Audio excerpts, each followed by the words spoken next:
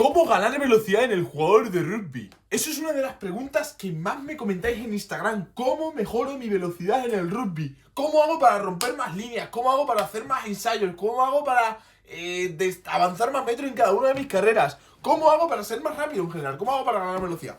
Bueno, lo primero que voy a decir es que no voy a ser la típica cuenta vendehumos que va a decir: no, si eres un segunda línea de 120 kilos, 2 metros... sí, puedes correr como Chelsea. No va a pasar, ¿vale?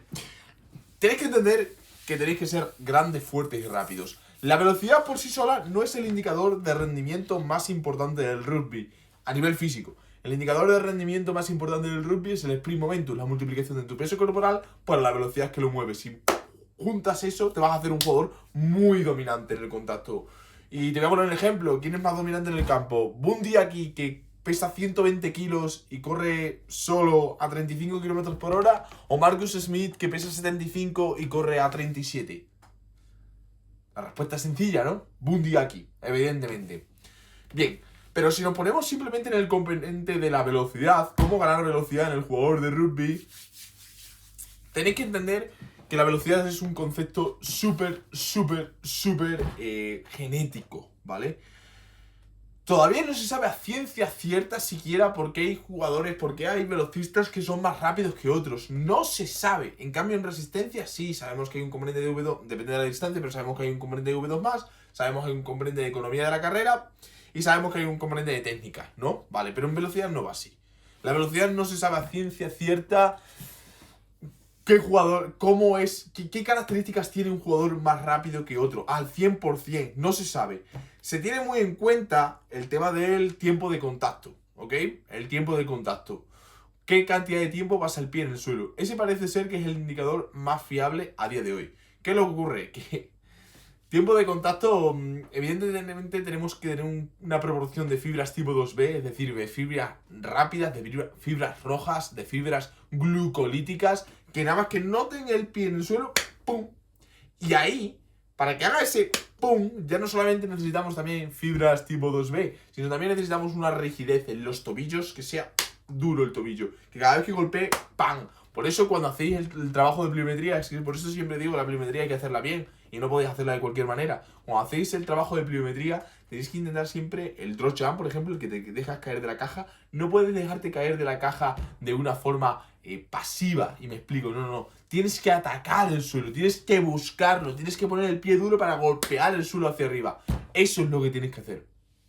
Es súper importante. ¿Por qué? Porque vais a activar las fibras tipo 2B y además vais a hacer que cada vez que choquéis contra el suelo, rebotéis, ¿vale? Vayáis entrenando esa rigidez de los tendones. Esa rigidez de los tendones que se consigue, entre otras cosas, con una mayor predisposición de sarcómeros en serie que en paralelo, ¿vale? Si yo entreno para mejorar la predisposición de sarcómeros en paralelo, lo que va a ocurrir en paralelo, lo que va a ocurrir es que voy a tener un músculo más grande, ¿ok? Si en cambio lo hago para tenerlos en serie, voy a tener un músculo que es más alargado, entonces voy a tener un tendón mucho más rígido, que cada vez que toco contra el suelo, que note el pie contra el suelo, se pase menos tiempo el pie en el suelo, como digo, y con ello corra más rápido. ¿Cómo entrenar para ganar masa muscular? Lo que ocurre es que si nos pasamos del entrenamiento de hipertrofia y de fuerza, nos vamos a hacer incluso hasta más lentos. Y si nos pasamos del entrenamiento de velocidad, es que nos vamos a lesionar e incluso también nos vamos a hacer más lentos, porque fatiga mucho ese tipo de drop jumps, ese tipo de pliometrías tan intensiva, fatiga muchísimo.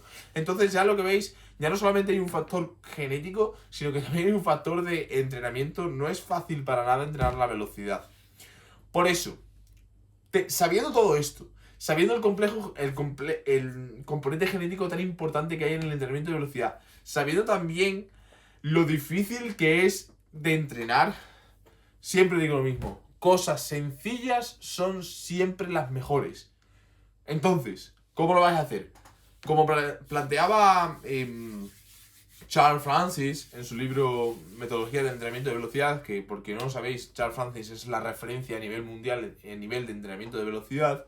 Era el entrenador de Ben Johnson, que era un corredor de 100 metros y no ningún jugador de rugby, pero esas son las referencias.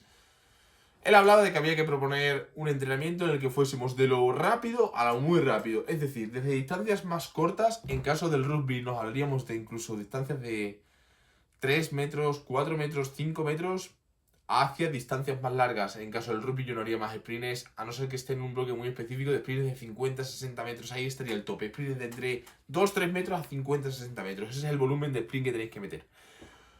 Él proponía que había que plantear la periodización del entrenamiento, es decir, al principio del año tenías que hacer, al principio, digamos, a la pretemporada, después de terminar la temporada, tendrás todo el trabajo de aceleración. Trabajo de aceleración nos referimos a los primeros metros, sprints entre 20, de 2 a 20 metros. Esa sería la distancia de aceleración en la que cada vez voy incrementando progresivamente mi velocidad, en la que tengo una posición del cuerpo más horizontal.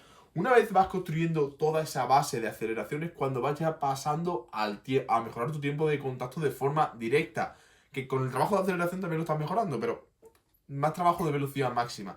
En ese momento en el que ya estás empezando a utilizar sprints que vayan de los 20 hasta los 40 metros, ¿vale? Hasta los 50 incluso, donde estás empezando ya a utilizar la velocidad máxima. Ya cuando pasas de los 20 metros, tu cuerpo está mucho más vertical, el pie pasa menos tiempo del suelo, que es lo que nos interesa, y total, es el punto donde más rápido vamos.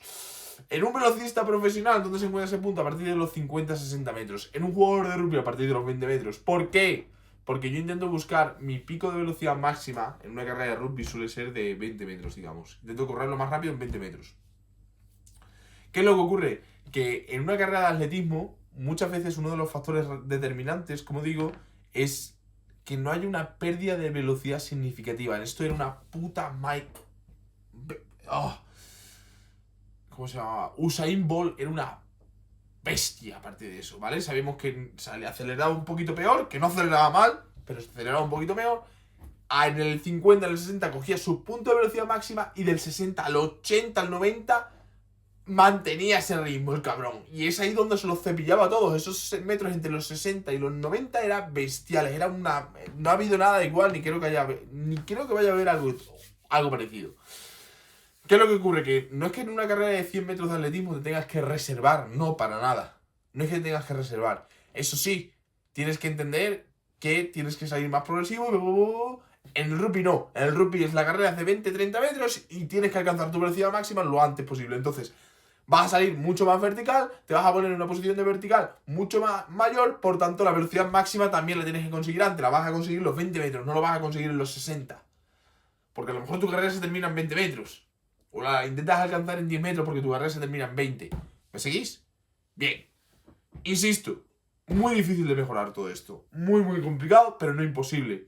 Además, si eres un segunda línea de 2 metros, quizás no vayas a mejorar tanto la velocidad como piensas, pero la capacidad que tengas de darle la orden a tu cerebro, a las piernas, a la hora de hacer un placaje y traquear con las piernas, va a ir mucho más rápido. Y eso sí que va a repercutir positivamente en tu rendimiento. Además que el sprint es el mejor preventivo de lesiones, no solamente en los isquios, en el miembro inferior que puedas haber, en aductores, en gemelos, en isquios, en cuádriceps, en todo. Tendinitis, todo. ¿Por qué tendinitis? Porque cuando tú estás en la velocidad máxima, tú tienes muy poca flexión de rodilla. Entonces le estás metiendo ahí una carga a la rodilla bestial. Que no es que sea malo, es que al contrario, es que la estás adaptando para las cargas que vayan a venir en la competición, que van a ser menores, porque en la competición, un partido de rugby nunca vas a tener un sprint. Muy rara vez vas a tener un sprint al 100%, a tu velocidad máxima de verdad, a todo lo que puedes dar. Muy complicado. Solamente, de hecho, un 2% de los sprints son así, en una competición.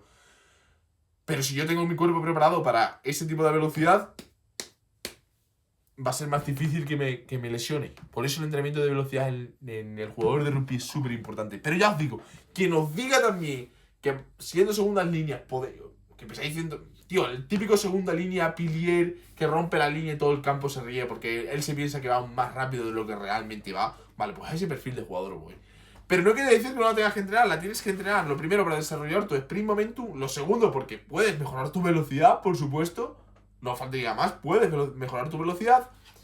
Y además es un preventivo de lesiones brutal. Te va a ayudar mucho en el placaje. Tiene muchos beneficios el entrenamiento de velocidad. Por eso, si lo que quieres es que lleve tu rendimiento al siguiente nivel, ponme un mensaje en el correo que dejo en la descripción con el asunto físico. Haces una breve descripción de la situación en la que estás y empezaremos a trabajar 1 a 1, siempre y cuando cumplas con las condiciones que yo exijo, porque no trabajo con cualquiera, esto no es pagar y ya estás dentro, no, para nada.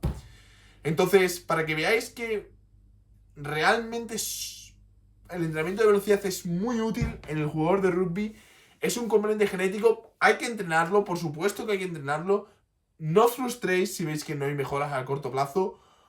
Ir desde lo muy lento, es decir, sprints de entre 2-3 metros hasta 20 metros a principio de pretemporada en off-season, y luego a medida que os vayáis acercando a la temporada metiendo más velocidad máxima, sin tocar tampoco la aceleración, porque la aceleración también tienes que, cuando estás trabajando la aceleración en off-season, pre-season, principio de pre-season, en ese momento tienes que también estar metiendo estímulos de velocidad máxima. No muchos, pero algunos. Como veis, tienen su cierta complejidad.